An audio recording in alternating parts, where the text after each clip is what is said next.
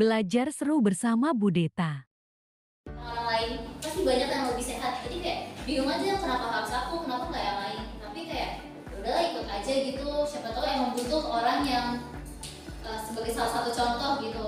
Habis itu aku ikut, aku bilang oke, bisa gitu. Terus satu hari sebelum seleksi, sebelum tes kesehatan, saya dimasukin ke grup namanya seleksi petugas. Bingung dong, seleksi petugas apaan? Terus dikasih lagi tahu ternyata seleksi petugas PAUS. Kalau misalnya kalian dimasukin ke grup seleksi petugas PAUS, kalian bakal senang, bingung, apa sedih? Senang sih, senang. Ya itu, deg-degan, senang. Kenapa? Karena jadi 16 itu tuh 6 pengurus 10 anggota. Sedangkan anggota yang perlu dites ada 13. Jadi ada 3 orang yang akan tersisihkan. Jadi ketika ini kita langsung ke hari satunya ya. Hari satu itu ada tes kesehatan, tes wawancara, sama tes komitmen. Tes kesehatan masih oke lah. Tes wawancara nih ditanyain gitu tentang pengetahuan. Nah itu tuh aku rada ngeblank karena itu posisi itu aku sendiri di ruangan. Sisanya ada 5 pengurus yang mewawancarain gitu. Dingin banget. Jadi suasana tuh mencekam gitu. Siapa yang wawancara? Ada Kak Gaby, Kak Dia, Kak Albert, Kak Dia apa ya? dia sama Kak Jojo. Nah, itu tuh kayak bener-bener nanya-nanyain gitu dan aku ngeblank, apalagi dingin kan. Terus yang terakhir ada tes komitmen, itu kayak tentang berjanji bisa ngikutin semua persoalan acara. Terus setelah itu semua selesai, aku dimasukin ke grup. Di judulnya tuh petugas misbina. Wah langsung seneng banget dong, lolos nih gitu kan. Langsung ngasih tahu mama papa, ini lolos Pak, gini. Terus ternyata dikeluarin lagi. Jadi kayak masih di PHP-in gitu lah. Jadi ternyata setelah malamnya, setelah tadi tes tuh ada lagi Zoom sama salah satu dokter. Nah di situ aku difokusin gitu. Karena kenapa? Karena aku pernah punya riwayat anemia sampai HB aku 8,2 kan. Dan itu masuk parah, terus ditanyain kayak ini anemianya benar separah ini. Terus kayak takut gitu kan, apalagi kan itu bisa tuh bakal panjang banget dan pasti banyak orang takutnya kelelahan, capek, drop gitu. Jadinya aku jawab aja iya benar. Wah itu aku setelah diwawancara kayak gitu aku takut dong, karena pasti ada petugas lainnya kesehatan itu lebih dari aku. Jadi kayak overthinking, cemas, terus kayak khawatir gitu. Aduh gimana ya kalau gak bisa lolos, kalau gini karena kesehatan. Terus akhirnya besokannya papa salah satu orang tua itu diminta izin kayak ke pengurus buat kayak emang bener-bener tuh dibolehin gitu. Terus aku jelasin akhirnya ke orang tua kalau misalnya emang sekarang tuh anemia aku tuh udah sembuh gitu lah ya, udah normal lagi HB-nya. Terus akhirnya dibolehin. Waktu itu papa juga ketemu sama pengurus, sudah oke semuanya. Akhirnya udah fix aku lolos jadi petugas. Setelah itu pusingnya lagi karena di setiap minggu kita harus ada pertemuan. Jadi gitu lah. Kecewa, senang, tapi kecewa, terus sedih, terus overthinking, tapi senang lagi, tapi bingung lagi karena capek. Sekian, terima kasih. Itu saya lihat kakek saya lagi ambil wudhu, bener-bener kayak relate banget itu, kayak kakek saya lagi ambil wudhu mau sholat gitu. Terus itu posisinya apa ya, kayak bener-bener lampunya itu mati. Terus itu pokoknya kayak itu kayak bukan bayangan, kayak asli sendiri. Sempat kamu sapa, tanya nggak? Hah? Sempat kamu dekati terus kamu Enggak, sapa? saya bener-bener masih di pintu ini, saya nungguin nenek saya bangun biar dibangunin ke toilet. Nah, ini Tapi ada bunyi air. Hah? Ada bunyi air. ada minus airnya nyala. terus pas kakek saya tuh mau noleh, pas sudah ambil set habis itu ke kaki itu dia mau noleh gini, langsung saya kencing langsung ngopot. Iya. Langsung kayak dimarahin sama nenek saya, kenapa pipis di sini. Pokoknya saya ceritain kalau tadi aku lihat kakek gitu. Terus nenek saya itu nggak percaya. Pokoknya kamu doain aja kakek biar tenang di sana gitu. Nah,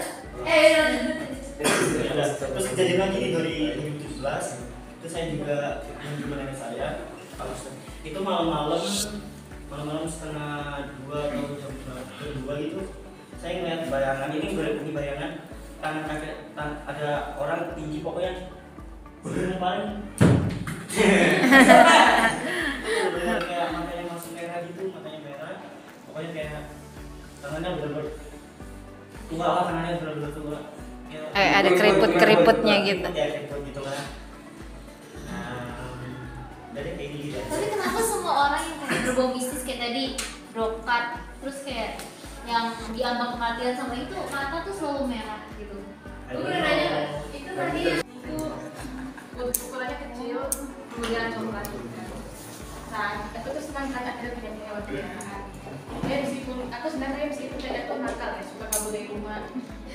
Kalau udah dipasang pagar bisa aja manjat gitu. Kalau anjing gitu. Tapi meskipun mereka kabur, mereka masih pulang aja gitu kan. Nah, terus suatu hari aku tuh gedor-gedor di pintu. Aku buka gak ada orang-orang, tapi ada kayak makanan anjing di bawah. Nah, aku kira dikasih sama orang gitu, gua baik banget dikasih makan anjing. Akhirnya aku langsung kasih makan ke anjing tuh. Yang satu sih gak mau makan, yang satu lagi gak mau makan, tapi satu lagi makan lahap gitu kan. Dan terus keesokan harinya aku buka halaman belakang, aku lihat ada banyak kayak corak-corak darah gitu. Terus ternyata dari terus selanjutnya itu udah kayak udah apa? Dan apa gitu? Tapi muntah kan? Hah? Keracunan? Iya muntah berak. Muntah darah. Oh iya ya.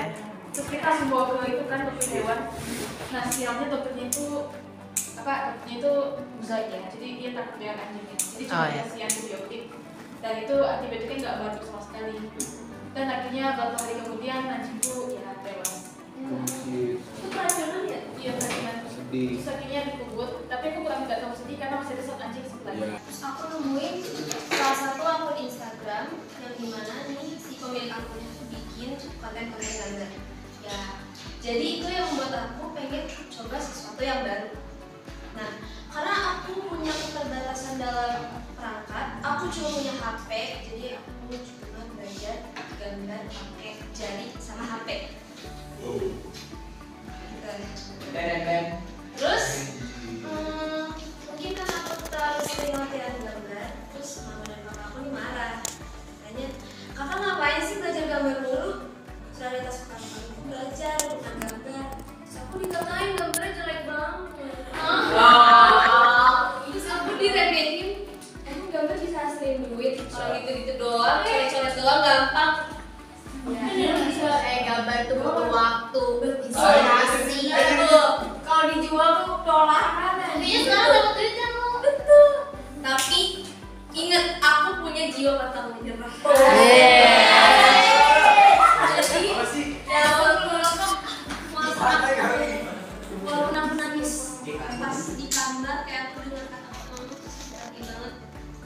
Soalnya orang tua aku strict banget. Jadi kalau misalnya apapun yang dikeluarin dari ucapan mama itu nggak boleh gitu ya.